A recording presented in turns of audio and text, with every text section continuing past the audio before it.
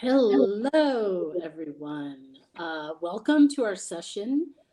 And I think we're live now. Yes, we are live and on screen. So thrilled to have everyone here. My name is Kendra Whitlock Ingram. I am the president and CEO of the Marcus Performing Arts Center. I am coming to you today, however, from sunny and warm Scottsdale, Arizona. Uh, which is not 8 degrees like my hometown of Milwaukee. I'm so thrilled today to be joined by Cayenne Harris from UMS, University Musical Society, as well as Christina Selby from Nederlander organization. We're going to have a really interesting chat today. Our topic is stocks, bonds, and bets, but really what our topic is is investment and partnership, and how each of us have worked with partners and made financial investments as well as institutional investments in advancing our diversity, equity, and inclusion initiatives in our organizations.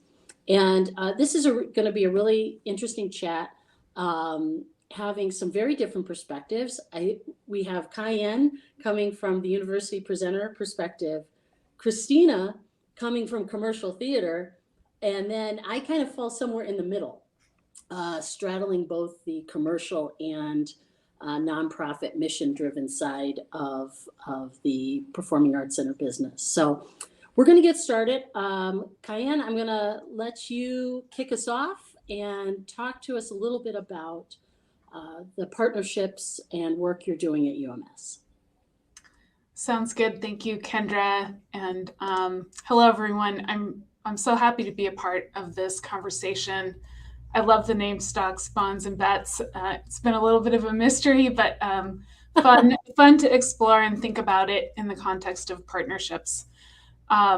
So I've actually spent the majority of my career working mostly for traditional Western classical music organizations in Chicago, where I've worked in partnership, collaboration, and alliance with a huge variety of arts and non-arts organizations, large and small.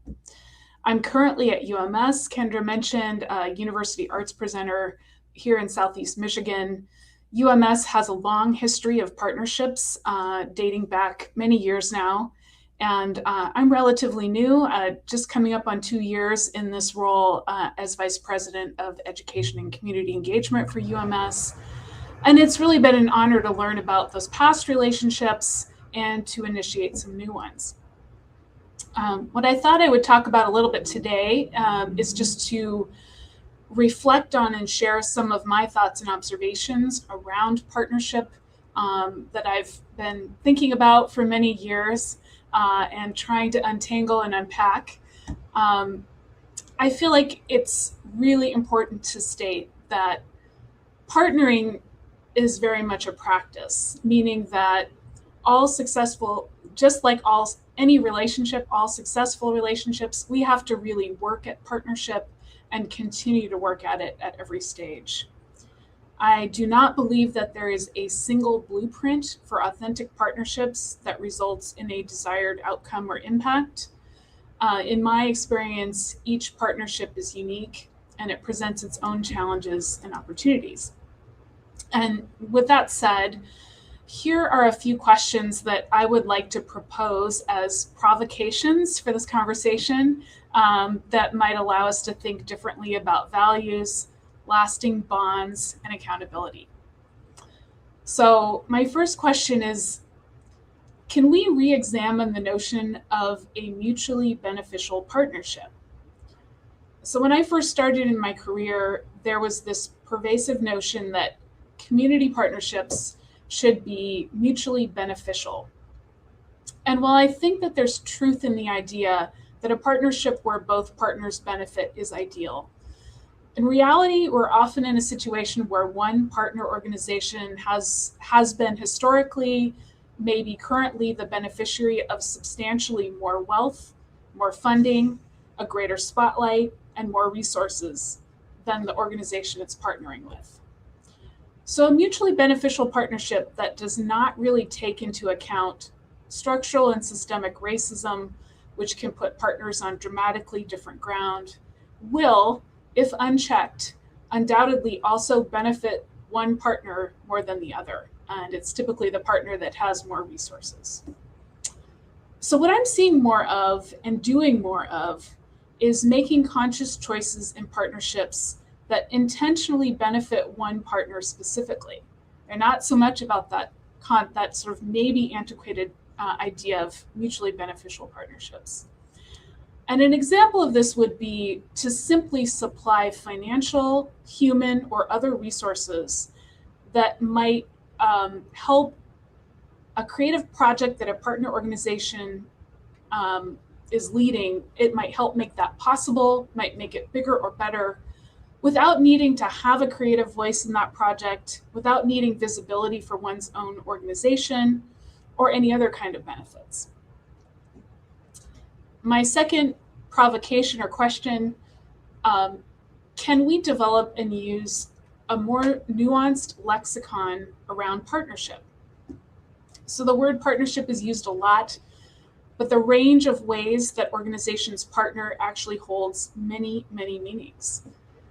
Some partnerships might be better described as alliances, where like-minded organizations come together to support one another, perhaps simply by joining names on a marquee, in print pieces, in digital media. This simple act of alliance can really be quite powerful. In other instances, the partnership is actually a creative or artistic collaboration in which creative vision and execution is undertaken in some measure by both parties. Sometimes the partnership is more operational in its functionality. One partner agrees to provide space, for instance, while the other animates the space creatively. And then further complicating the matter within nonprofit organizations is that the word partnership is often also used to describe philanthropic support. And in some instances, words like sponsorship are used to describe creative partnership or alliance, so it can get really, really confusing. All this to say, it is worth our while to get really clear about what we mean when we use the word partnership, and to talk openly within our organizations and certainly with our partners and potential partners about what we mean when we call something a partnership. My third and final question, do our budgets truly reflect the value that we say we place on partnership? So arts organizations often put partnerships front and center to demonstrate values, to build a positive public perception, and to raise money to support the organization. We pledge accountability and transparency to our boards. Do we pledge the same to our partners? So it has often been said that a budget is a moral document. Where we spend our money and on what says a lot about what is truly valued. So I ask, how prominent are partnerships in your organization's budget? Are the resources flowing mostly in or out of the organization? Who benefits? So a goal is to work in true transparency with partners. Are budgets for partnerships prepared for funders, shared and collaboratively built with those partners? What kind of transparency is built into the process? So I'm going to leave it there for now. Those are my three questions that I wanted to bring to the table. I'm excited about this conversation, and I know we'll have a chance to get into more dialogue later. Thanks. Thanks so much, Cayenne. And you've posed these questions that I'm actually thinking about myself as I'm looking to present my section. Particularly partnerships reflected in our budgets. It's a really, really interesting concept. But at this moment, I want to turn it over to Christina. And Christina, please introduce yourself. Also, a lot of the folks on today's call may not be as familiar with the Nederlander organization. So would love to hear you maybe give some background about Nederlander. Hello, everyone. My name is Christina Selby, and I'm the Vice President of Production and Touring for the Nederlander organization. And a little bit of background on who Nederlander is. So 110 years ago, some folks decided that they wanted to do theater in Detroit and then in New York. And so that was David T. Nederlander, who was the original founder of our company, passed down to his son and then now to his grandson. So the company is owned currently by our president, James L. Nederlander. We have 9 theaters on Broadway. Our theaters house shows such as Hamilton, Wicked, Lion King, Tina Turner. We've got MJ the musical that just started. Beetlejuice is upcoming in a few months. So we have obviously a lot of the big names on Broadway are in our houses in New York. And then we also have theaters all around the country. We are represented in Los Angeles, Chicago, Washington, D.C., and then a myriad of other cities. We're in roughly 35 cities around the country at the moment. And we also have 3 theaters in London. So we are pretty much one of the largest theater owners represented on the commercial theater side of the world, which I know is not necessarily all of your purviews, but I wanted to give you a little bit of information on what we have been doing in commercial theater on Broadway and in touring Broadway in terms of our initiatives that we're trying to put forward and how we're all working together in new ways that we never have before. We kind of took this shutdown, our industry was shut down for 18 months as everyone else's were. And during that time, we've really taken stock of who we are as an industry and how we want to move forward and change it for the better. And so there's a lot of players, which I think people don't realize with commercial theater, how many players are in the mix. So to give you a little bit of additional history, there's a trade organization called the Broadway League, and the Broadway League represents all of the theater owners, all of the producers, all of the managers, all of the presenters around the country. They are the hub that represents all of them and all of their interests, which can sometimes be varied, but most of the time is, very aligned. And this is one area where it is extremely aligned. The league created an equity, diversity, and inclusion committee maybe 7 or 8 years ago. But at the time that we originally had that committee, we didn't have the resources, the financial resources that I think were going to be really necessary to move the industry forward. And there came this point in 2020 into 2021 where we really sat down and decided that financial resources was going to be what was going to help the human capital that we already had in the room to actually get these initiatives we wanted to get put forward out and up and running. And sure enough, the response has been phenomenal. And working together with all of the theater owners, the producers, the other folks that are in the theater. I don't know if you realize, but when you walk into a Broadway house, there's really probably 4 employers that are operating all the people in that building. The actors are under one employer, the stagehands are under a different employer, the concessionaire is a different employer. So there's a lot of people working together in one building to bring a show to you every time you come into a theater on Broadway. And having all those different players have to come together and align on shared values took a lot of work, basically, for all of us to sit in a room together. And we were lucky enough that Black Theater United, which was founded in 2020, sat down and said, how can we all work together in the commercial space and align our values that we all have individually and actually make a combined effort for the industry? And so in courses over the past almost a full year at this point, we began a commercial theater summit with Black Theater United. And what has come out of that, those conversations, is this new document called A New Deal for Broadway, which we published back in August. It's signed off on by basically every major player in the Broadway industry. We are at this point, I forget how many people total, but there are numerous individuals and then also organizations that are represented on that A New Deal for Broadway document that outlines all the changes and all of the commitments that we are making as the commercial theater industry together to work towards making the industry itself a more inclusive, a more welcoming, and a more diverse space. And so that is kind of it's taken us, Broadway has been around for so long, but it's taken us until that moment to really sit down and say, what do we all believe and where are we all aligned and how can we actually work together and make this a reality? And so we've all been, there's a lot of commitments in that document. Everybody's working through their individual pieces of those commitments. And some of them are human commitments in terms of self-growth, that you're looking inwards and learning as an individual. Other parts of it are trainings such as unconscious bias training and anti-racism training. And then other pieces of it also include how we're going to make our companies look going forward, and who we're going to be hiring and how we're going to be doing that. So there's kind of a lot of different facets of this new deal that we are now working towards, or we already have, but we are all working to actually accomplish all of the missions that we set out for ourselves.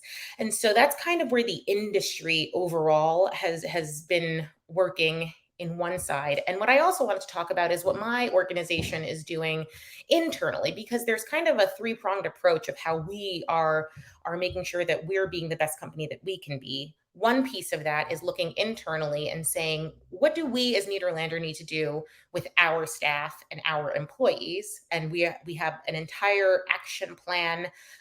It's a grassroots version of how to deal with kind of our EDIAB policies, and that we have a consultant, but we actually had each of our employees have a say. We did surveys, we did small focus groups, then we had a working group that has been proposing a set of action plans for our organization. And then we now have subcommittees of people from all of our offices around the country who get on Zoom together anywhere from 1 to 4 times a month to discuss policies that we want to enact within our own organization.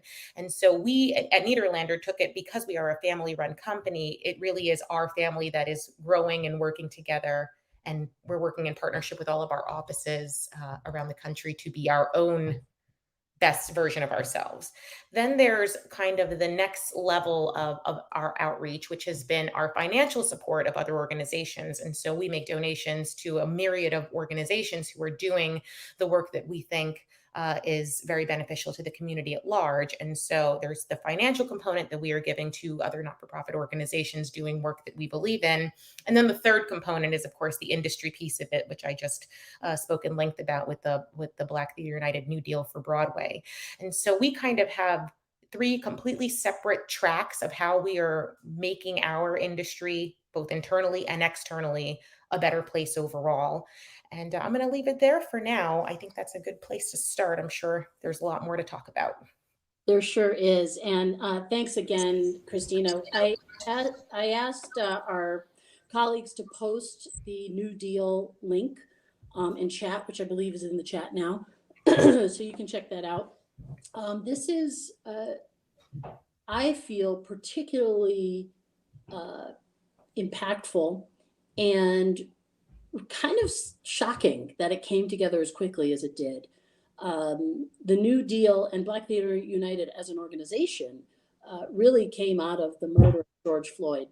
And the fact that commercial theater has moved so quickly to really partner and unite and invest financially in advancing racial equity in our industry is pretty amazing. So we'll definitely want to talk more about what that means from an implementation standpoint. I guess it's my turn. And as I said earlier, I kind of fall in the middle between the commercial theater side and the nonprofit arts organization side. So the Marcus Performing Arts Center, we are a performing arts center in Milwaukee, Wisconsin. We, like many performing arts centers around the country, present nationally and internationally touring cultural programming, dance, jazz, global music, family programming, as well as one of our biggest buckets of presenting is touring Broadway. So as you can imagine, touring Broadway is a big piece of what we do, and also helps to subsidize a good amount of our cultural and mission-based programming. And from our standpoint, when I came to the organization in March of 2020, great timing to start a new job as a president and CEO in an organization.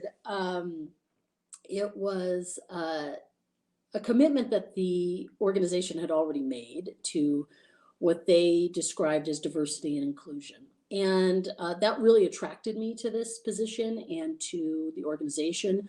The board was very clear that they wanted to advance this work.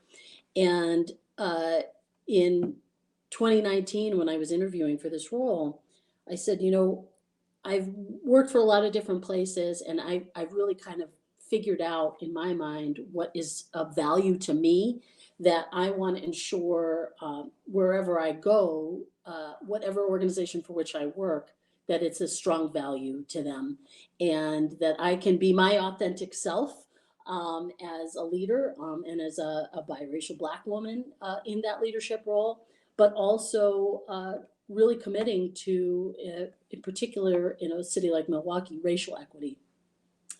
And I said, so if that's not where the organization wants to go, maybe I'm not the best fit, and that's cool. We can all kind of go our separate ways.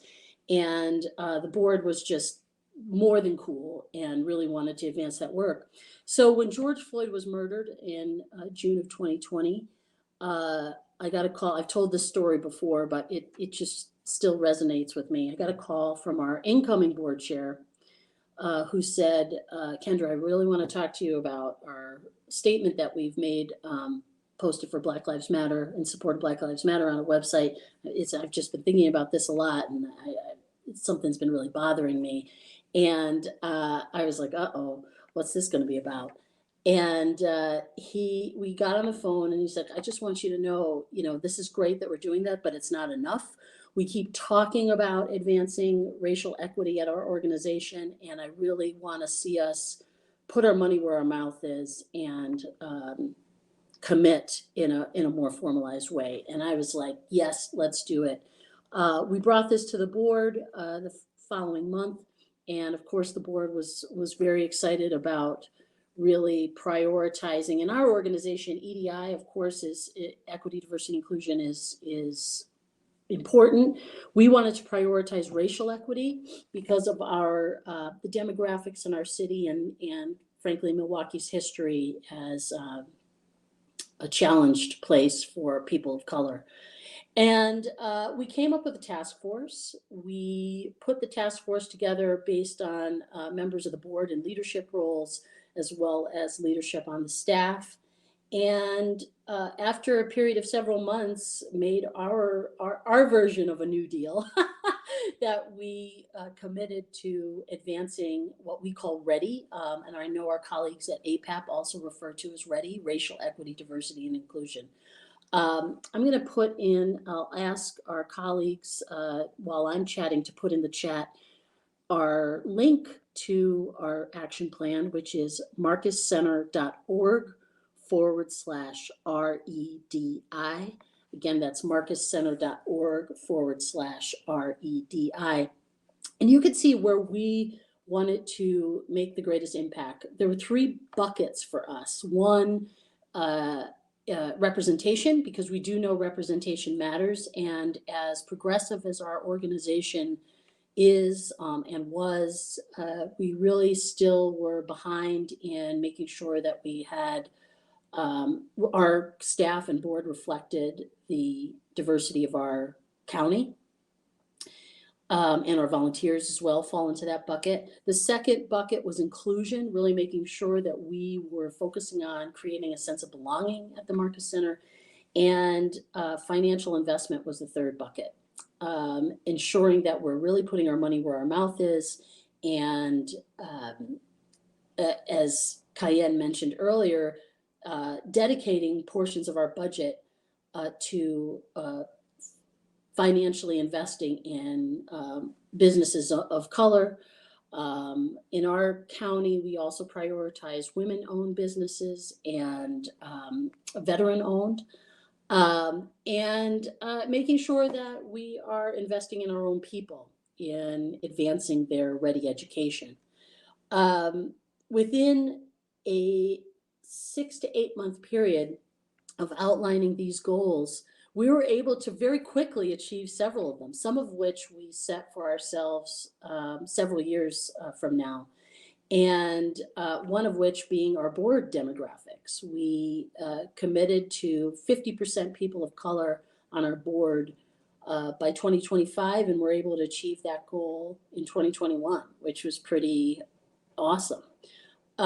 We also invested in or are committed to a minimum number of artists of color on our season. And we far exceeded that goal. Again, just making that top of mind and something that was going to be a quantitative metric. One thing I've talked about in regards to our Ready plan is that we in arts organizations, we measure everything. We measure ticket sales, we measure our attendance numbers, we measure how many donations we bring in. But when it comes to EDI initiatives, we tend to get a little bit more qualitative in our measurements. And our board and leadership team wanted to ensure that our Ready initiatives were not only going to be measured in qualitative measures, but also quantitative. Which I know some of our colleagues were a little like, oh, I don't know if I really want to do that. I mean, is that creating, a quota or some sort of minimum, but not really looking beyond. And frankly, what it's done is forced us to actually want to exceed those numbers significantly, and that's what we've done. So I'm really excited about that, and I'm also really excited about what the commercial theater world is doing as an example to help us advance our own initiatives. So with that, I think let's bring everybody back and talk a little bit about some of the initiatives that my colleagues and I have been working on. And Cayenne, I want to start with you. You brought up a couple interesting points. The first one, mutually beneficial partnerships, and how has UMS kind of moved away from that concept? Is there any specific example you can give us that fits in that bucket? Yeah, I can give you a couple examples of ways that we're trying to think differently about the way that we work. One of our longtime partners is the National Arab American Museum, incredible museum here in Southeast Michigan, big landmark nationally for the Arab American community. Like everybody else, the pandemic, sorry, I got a little something in my throat. The pandemic That's all right. Created some real challenges. They had planned a really incredible music festival called Jama that was meant to be in person. They were bringing artists from around the Arab world here to Southeast Michigan. This is a festival that is really intended for a younger Arab American demographic. So just a really kind of innovative, interesting project. And of course, the pandemic made bringing those folks here impossible. They really wanted to forge ahead with the project. We were able to work with the museum and bring some financial resources to the table. This isn't a project where UMS was taking the lead. We know that our partners are best suited to curate and create the best, most exciting Arab music festival for the target that they were looking to attract.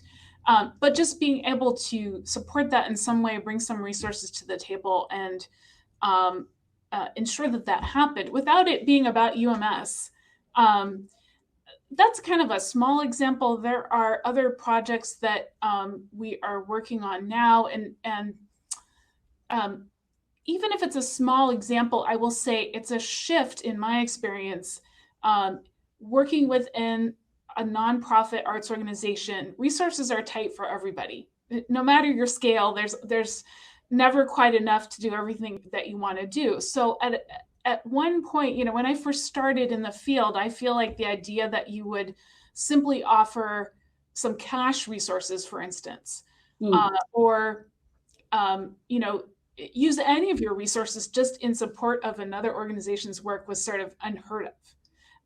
And I think now we really see it as like the Arab American community is an incredibly important community here in Southeast Michigan. We want the work of our partners to have incredible spotlight. We want them to flourish. And if we can help in some way, awesome. but not so that we can feel good about ourselves or that people see us as the hero, right? It's just, and there are other situations where, UMS has a challenge in thinking about where we work geographically. We typically present on campus here at the University of Michigan. So we have several venues, Hill Auditorium being the one people may know, but there are several here on campus. We have also presented in Detroit, in Dearborn, in Flint. We do work across the region. And, in some ways, our work in Detroit is a question. There are many wonderful established arts organizations doing terrific work in Detroit. Does UMS also need to be there or not? We have this debate internally. One of the ways that I'm really thinking about what we can do in Detroit is support community-driven work that's happening. So, for instance, there's an annual sidewalk festival, Sidewalk Detroit, great partner of ours. If we can in some way contribute to work that's happening there, it benefits communities across Detroit. It's work that may not be recognizable as UMS to people who know us or our brand, but it's really about work that is responsive to the community it's being presented in. So I think there's been an interesting shift in understanding there's not such a need for things to be transactional. We're doing this partnership so that people understand UMS to be a certain, we get these benefits by doing this partnership. I think we're thinking in very different ways about racial equity, understanding that as a predominantly white institution that's been here for nearly 150 years, we have had our fair share of resources that really flow our way. And we're very, very grateful for that. We continue to do the work that we're known for. But I think that really doing some deep work and thinking about equity, thinking about a kind of reparative or a reparative stance, a justice stance. I think it's really pushing us as an organization to rethink how we use our resources, the ways that we deploy them in service and in allyship with some of our terrific partners in the region. Thanks for that, Cayenne. Thinking about the financial investment that you talked about, for nonprofits, as you said, this is not something we would necessarily have thought about previously. Like you said, we're usually the recipients of these Right.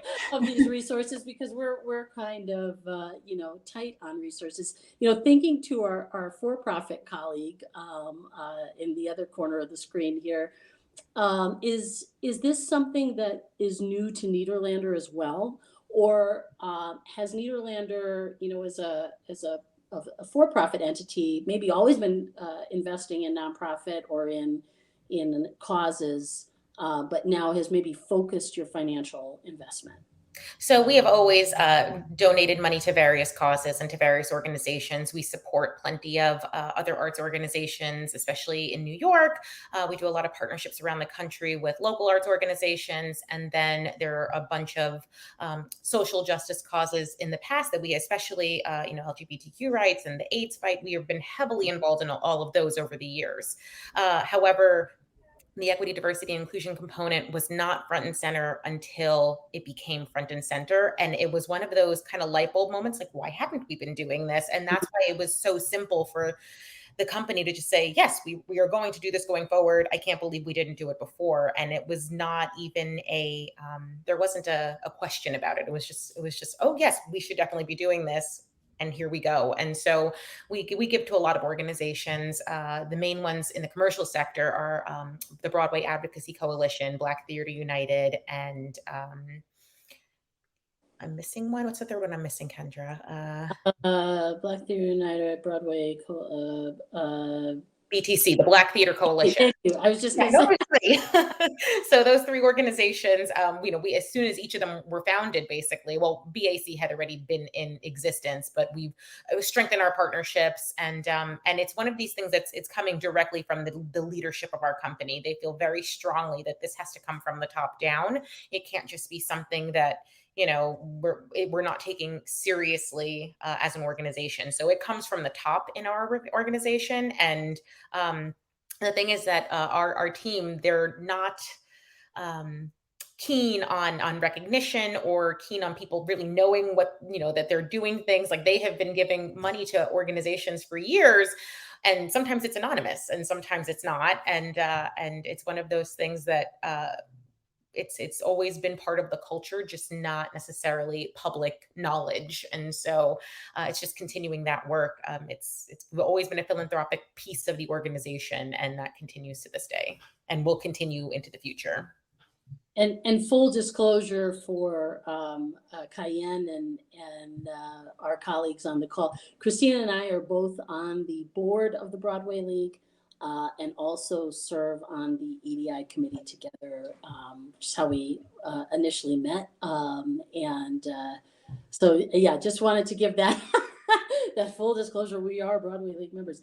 Thinking about our workforce and the representation bucket. Christina, you talked a little bit about the different employers that are in the commercial theater world, and when you go into a Nederlander theater, Cayenne, I'm sure at UMS as well. I can't remember if UMS uses union stagehands or yeah. So so we all, we think about our workforce as the people that work for our organizations, but how are we trying to align with our partners who are also employers? And that in some ways we can consider, we're somewhat of the employer of that workforce as well. How are your organizations trying to advance these efforts with those groups? Okay, I'll jump in on this one. That's a tricky one, right? So we are having conversations with everybody that comes into our buildings, whether it's a producer who's putting a show up in our building, it's a vendor that's coming in just to do some work, or it's someone that we're partnering with in the community. Say in one of our cities around the country, we have restaurant partners that we might send our subscribers to, so on and so forth. And we are having conversations individually with every single person that we work with, saying, what are you doing in this space? And we haven't yet put down and we might not work with you again piece of it, but that is the next logical step of where things would go if we don't start hearing back from people what they are doing in this space. And so we just started the baseline conversations. We are changing our license agreements to reflect this. I'm actually working on that with our legal team currently.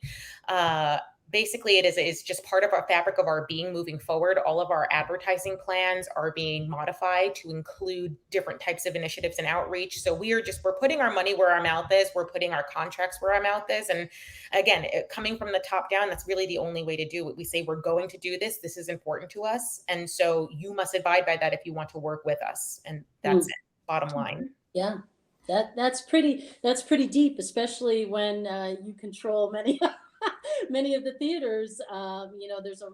There's a real incentive there. What about from the UMS side? How have you all experienced this?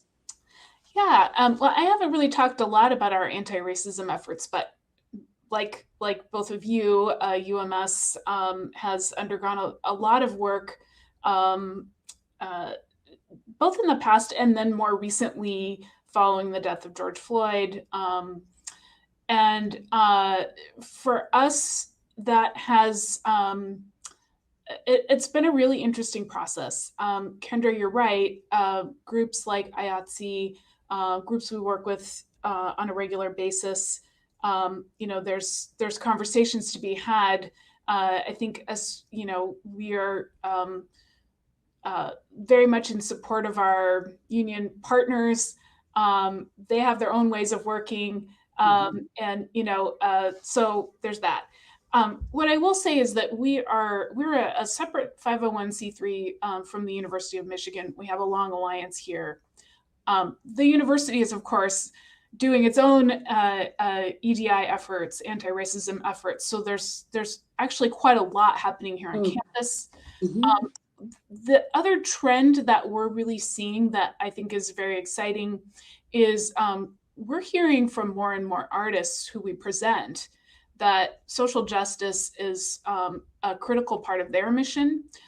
They have demands. They want to see UMS walking the walk, and every other presenter who they where they're being presented across the U.S. and around the world. And so I would say similarly, as we're in conversation with some of our funding partners, our funding partners are also giving a lot of thought to this. Certainly, I think we're seeing a huge trend on the national foundation side of foundations really, shifting their giving, looking at those historic trends, and trying to really make changes to how they give money, who receives that money. So I think that we are all operating within a system. In some cases, we have historic partners who are maybe there's some reluctance to change. We're trying to push for change wherever we can. We're also seeing partners who are out ahead of us. And so it's actually kind of an exciting time. I think having worked in the classical music industry for so many years and really being somebody who was trying to champion change, trying to champion diversity efforts, and feeling mostly unheard, all of a sudden I feel like the floodgates have opened and I'm seeing real change right and left. I think it's really, really exciting.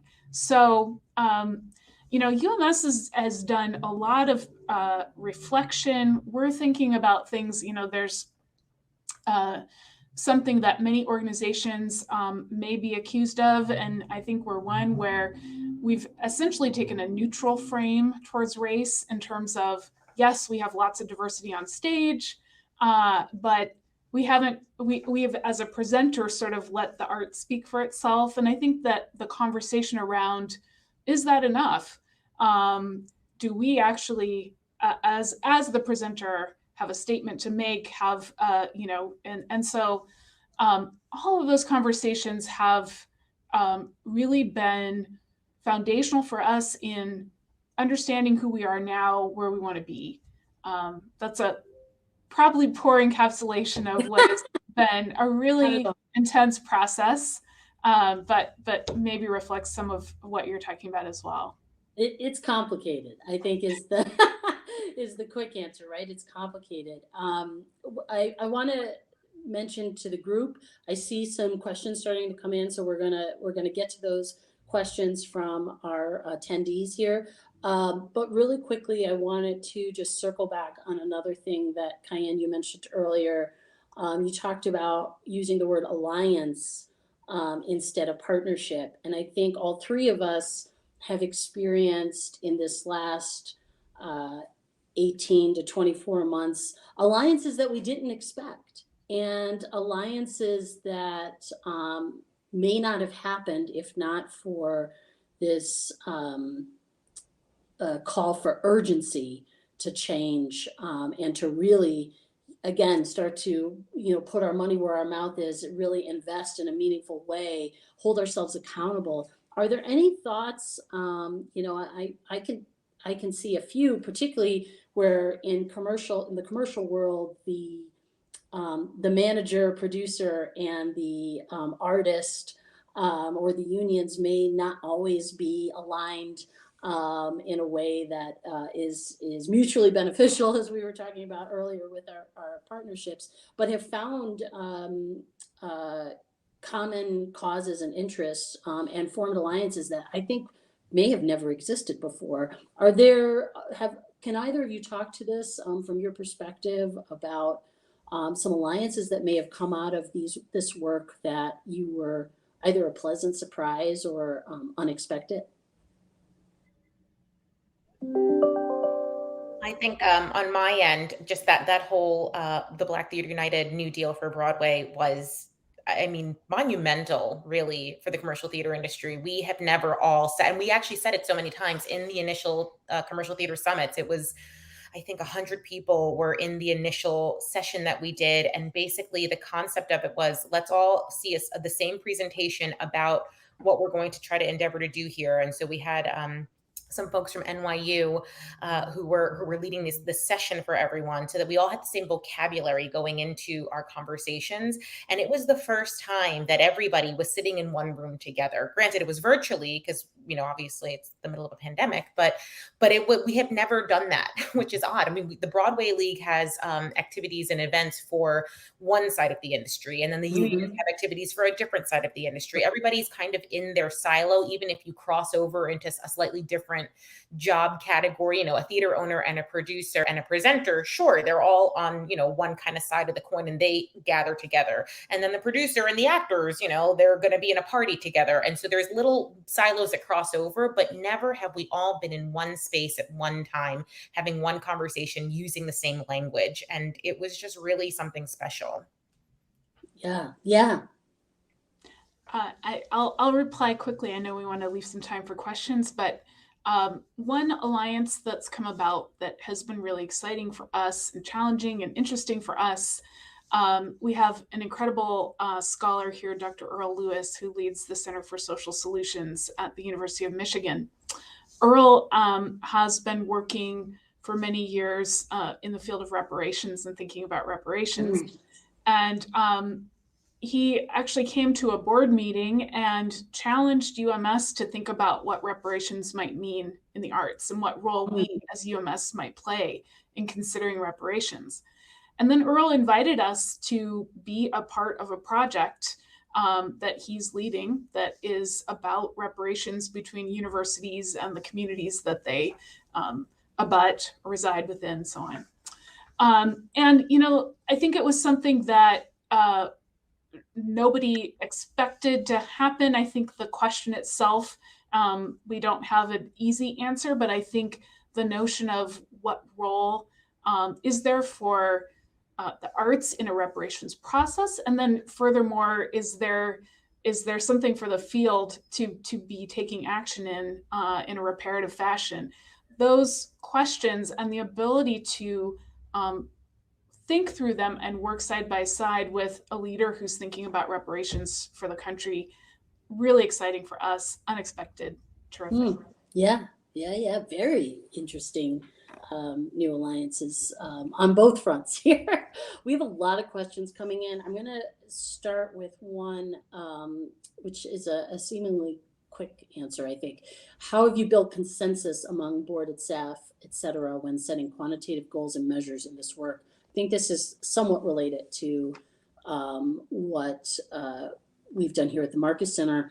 And one of the elements we used was the demographics of our market. So when we say our overarching goal is to reflect the diversity of the Milwaukee County, you know, the ethnic diversity of Milwaukee County, we really look to what we use that at least as a starting point for reflecting our community and looking at the demographics of our community. And I think that's a really good way, a good metric for a lot of places, particularly when, you know, I've lived in a lot of different places. I've lived in Detroit, I lived in Baltimore, where we have very, very diverse communities. And I've lived in places like Omaha, and I would say Denver, arguably, where the number of, you know, the percentage of people of color is much smaller.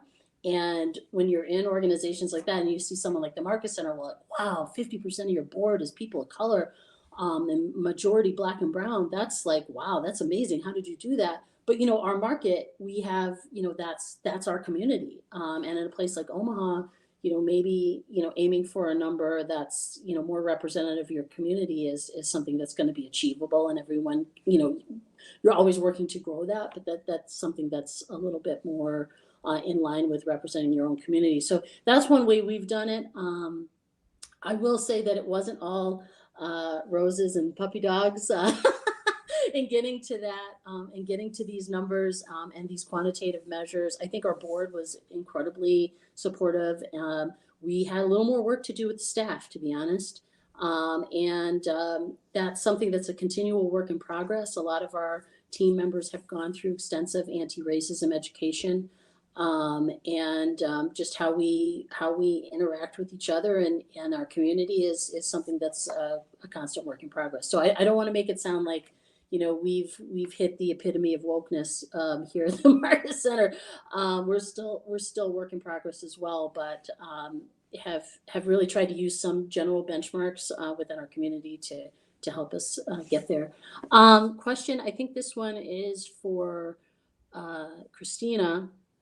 Nederlanders, quote unquote, coming from the top down is amazing. This is a good question. What advice would you have for someone who is working in an organization that does not have a similar value? And my snarky answer is maybe you need to look at another place to work. We talk about our authentic selves and bringing our authentic selves to work. And like now, I think more than ever, feeling that commitment from our employer is, part of who we are. So Christina, what's your advice for this individual? Well, it's so tricky because I feel like that is kind of where we were with the league's EDI committee prior to 2020, where we had this committee of impassioned folks who were wanting to make change in the industry. And it wasn't until we kind of had the more top-down approach industry-wide to make this all a reality that we really started moving very quickly.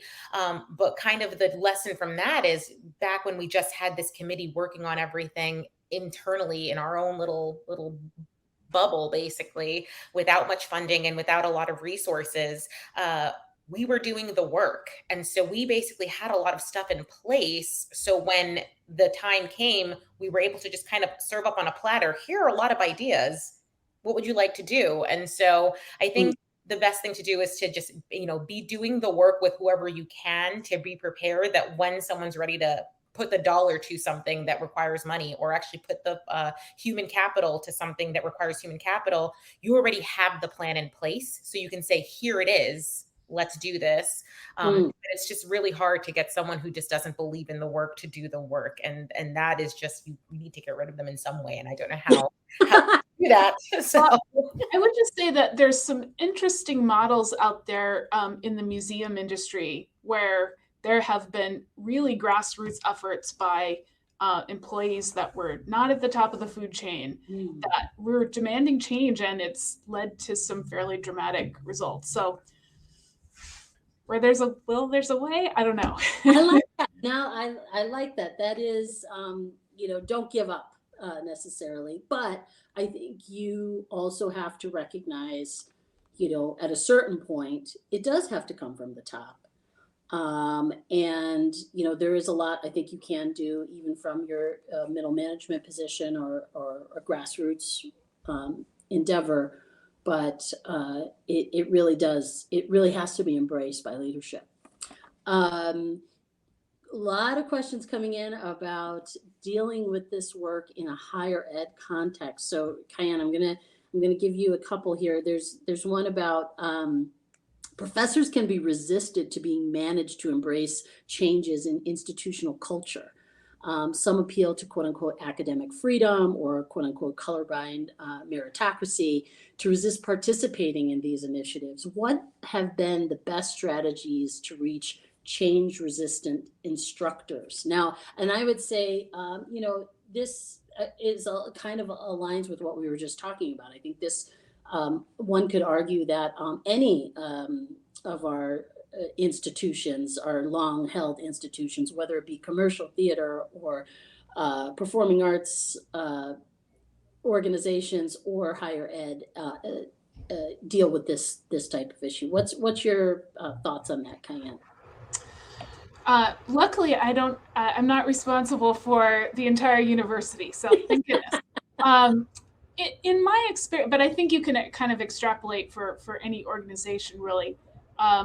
In my experience, what I find is that there are some people who are not interested at all. There are some people who are extremely interested, but they're disappointed if there isn't a kind of checklist to go down and sort of take action, because I think the reality is disrupting racist systems in our organizations and our culture is really hard work. It is not about checking a box. It's not that we can't have benchmarks. It's not that we can't have measurable goals, but that only goes part of the way, because some of the change that needs to happen requires lots of people to learn more and change their behaviors. And so what I find is that I have people who, in my realm, who are, they want to be a part of change, but they're frustrated when they can't sort of just take action and change it, and then we're done and we can move on. And I think trying to get organizations, I mean, we can use professors as an example. I mean, there are people who are sort of entrenched in their own beliefs and values, do or don't see certain things that are evident to others. And all of that, I'm sure we've all encountered at some point in this work. I always say, if you're doing work, if you're doing anti-racism work and it's easy and no one's having any discomfort, you're probably not doing it right. So trying to make real and lasting change with any group of people, with any organization, is really hard. And it's even harder because all of this is so ingrained in all the systems that we function within. So I wish I had an easy answer to this question. I don't, but I hope that offers a little bit of insight into at least what I've encountered. And I think it's also just empathizes with, I think we're all struggling with this within the systems within which we work. And as you said, Cayenne, there's no easy answers, but there are some, we got to keep moving forward. Final question, because we're just about at time, but I do want to give our panelists a second to answer this question. Really good question from one of our Sphinx leaders, actually, Yvette. How do you work to address issues of network hiring / appointments across the organization, both administrative and creative? Given most of these pre-existing networks are predominantly white and male, and these hires are typically long tenured. I think this is something we are all working to expand networks. So I'd love to hear some thoughts from each of you on that question. This is one of the things that we're working on currently. So we have not found the answer yet. But as I had mentioned before, in our organization, we did kind of a more grassroots. Once we had it come from the top down saying, this is important to the company, then it became all the employees have basically gotten some kind of input in some way. And this is one of the topics that came up in our group. And so there's a subcommittee specifically in our organization dealing with this exact topic. And then the Broadway League also has their own subcommittee dealing with this exact topic. And so basically we are working on it. We don't have the answer yet. I will just say that I think the observation is really astute. And what I've seen in my many years in the industry is if somebody leaves an organization, especially if it's well, I don't know if that's fair. I think when somebody leaves an organization and there's a position to be filled, and it's not the top level position, but it might be a mid-level position or higher, often there's a sense of like, well, we already know the 3 people who are qualified to do this job. And so let's get someone in so that, and there's often this sense of urgency, like we can't take the time to see if there's somebody else qualified out there because we already know the 3 people who are qualified and we're going to sort of bring someone in. And I've seen that again and again and again. Mm-hmm. I think some of that is starting to change. I think that's actually kind of, in a way, low-hanging fruit for organizations that are doing this work is to rethink how they're recruiting, how they're networking, who is and isn't being interviewed. And so I'm starting to see people really put more emphasis and value on that and figuring out how, how they can really expand.